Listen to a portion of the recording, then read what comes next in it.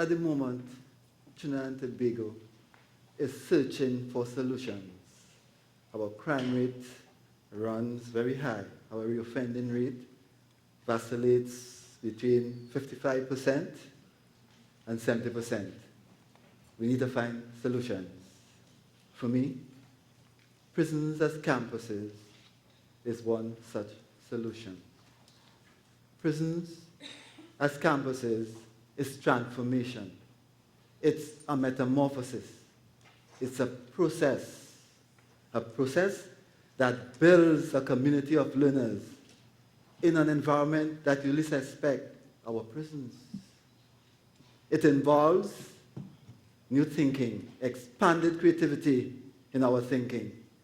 It requires to look for different ways of dealing with familiar problems. It requires us to open ourselves to new learnings and to consider alternatives.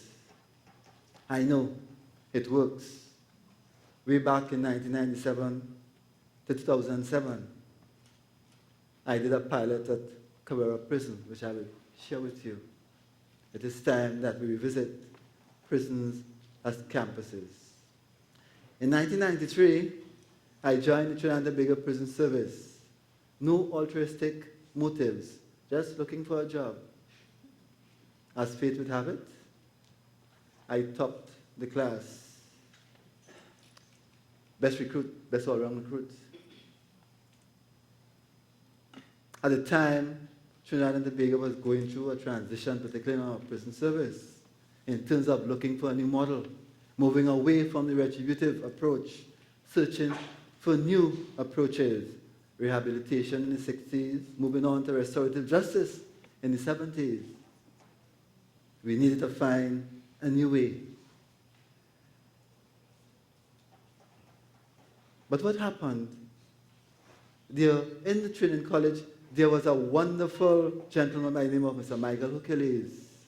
He was a bodybuilder, Mr. World. We used to call him Rambo.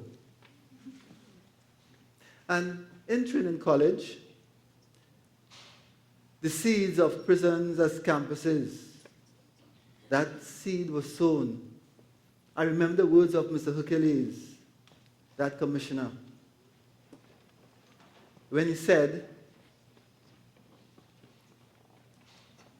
recruits, Trinidad and Tobago prisons is not only about security, it's not only about holding, it's also about treating. And how are we going to do it? Our corrections facilities must be run as schools. It must be done in such a way that we have to train and retrain our charges, our citizens who come to us. The seed of prisons as campuses. But what also stuck with me at the passing out parade, the Minister of National Security, then the Honorable Overrun Padmore, he said the role of prison officers must be a reforming one. We must become reform agents. We should not be brutalizing the persons who come to us in our penal systems. We had to reform them. We had to transform them. Those were the seeds of prisons as campuses. We need it now. Mr. Hercules, who was a training officer at the time, he became Commissioner of Prisons. He was a reformer. And in the thrust of transiting from retribution to distributive justice, where we were focusing on rehabilitation, he was fatally shot by a young bandit. The society was in mourning. Inmates wanted to see his body because he was a true transformer. Fortunately, his idea of prisons as campuses didn't die. It remained etched in my mind. This passing out parade speech by Honorable Minister was my motivation to get into humanics, human service work. Because behind the shirt of those inmates, there was a heart, there was a soul, there was a spirit. And we need to get to the heart, the soul, and the spirit of our charges. So I pursued social work, sociology, leadership, but above all, corrections administration, which is a specific field in terms of understanding how we can transform the minds. In 1996, I became the Chief Prisons Welfare Officer with the responsibility to transform and develop a rehabilitation approach. It was a changing of the way we were going to do things. I chose one of the oldest prison, the Carrera Convict Prison, an old fort, a circa 18th century penitentiary that was never built to transform or rehabilitate. However, I recognized that the transformation process had to take place in the existing architectural infrastructure and the cultural framework. All we needed was the conviction and commitment of a few committed officers and engage the minds of the inmates. So we commissioned Carrera as the offshore campus. What we recognized is that we needed a different curriculum. And that curriculum was steeped in conviviality. Those of you who are familiar with the sociology of education. And that developed a fondness for education, a fondness for company, a fondness and a thirst for information and knowledge empowerment. But we need to have a theory. And I went back to the theory of Gupta and Associates that spoke to the cognitive moral theory to change criminal thinking. You use education to change the personality. And that required to put that person through certain steps. We had to teach them to change through education. But more than that, we needed to give them the gift of self-esteem. And that had to be done by the officers themselves, who had to become transformers. So we created Carrera as a learning environment. But what was so important was the curriculum. That curriculum consisted of numeracy, literacy, IT.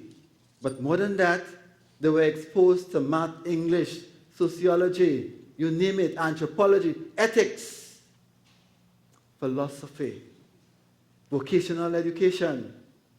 But what was so significant about that particular transformation was the aspect in terms of the restorative justice. Yes, from 1996, they were taught the principles, the practices, the values of restorative justice, how to heal, how to forgive, how to make restitution.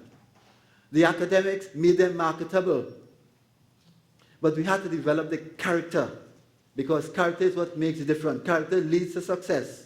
So it was a different curriculum. But what made it even more significant, the teaching was done by inmates and staff. But more than that, an ex-inmate was hired to be the coordinator of our academic program. He did his O's and A's at Carrera, went to the university and graduated with an economics degree. He came back because he knew how inmates learned. The results were remarkable. What we recognized is that we had to get officers and inmates to work together. It laid the foundation for a different ethos in our prisons. There was conviviality. There was that respect. There was empathy. Officers became trainers. The rehabilitation within the prison, we had to rehabilitate, we had to habilitate, we had to transform. And it was the role of officers so to do. It was so fantastic. And later you would see the results. We have to change the way we view prisons. Prisons must be a place of transformation, a place of learning, a place where we tool the minds of individuals. We have to replace the irresponsible thoughts with responsible thoughts. It must be a place of transformation. It's a place of developing. And we need to start to spread that kind of approach in all of our prisons.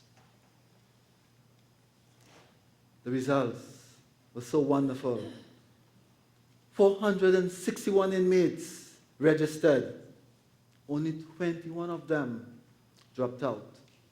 440 of the inmates completed the studies, graduated with O's and A's. Some of them went on to universities. Some of them got pardons.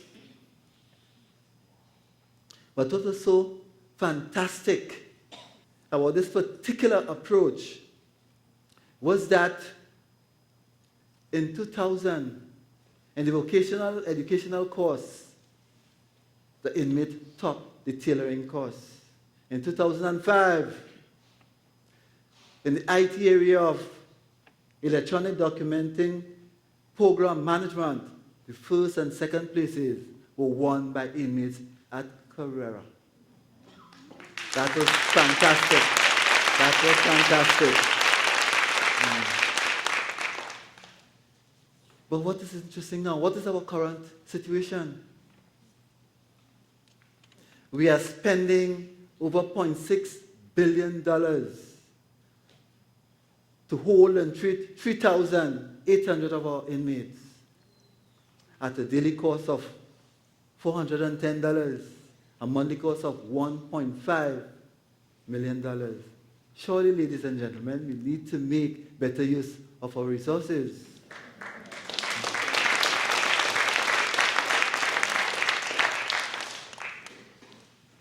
Given the high cost of holding and treating and the reoffending rate, we need to change the way we do things in our nation's prisons. We need to transform.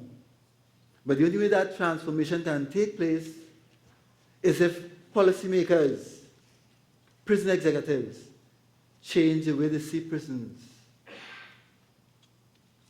They have to change their mindset. They have to see things from a different vision. They must see prisons as a development approach, not an incapacitating experience for inmates. The ages of the person in our prisons range from 25 to 49 years. At the stage where they should be working, they should be home, they need to come back and be productive. We need to run our prisons as schools. We must transform their minds, provide them with the kinds of competencies to be reintegrated. Because the goal of the very program was to reduce reoffending and to give them the kind of capacity to be reintegrated with the kind of skills to sort of develop pro-social approaches to be good citizens. It is very, very significant. But without this transformation that I'm talking about, this here is one of our graduates, a lifer. They must learn poetry. They must learn the arts. It must become a liberating force and not an incapacitating force. We need to move and shift our thinking, because without this kind of new thinking, we run a hollow and false approach of running our prisons as campuses. It needs to be a liberating force. We need to do and redo what we are doing. I thank you.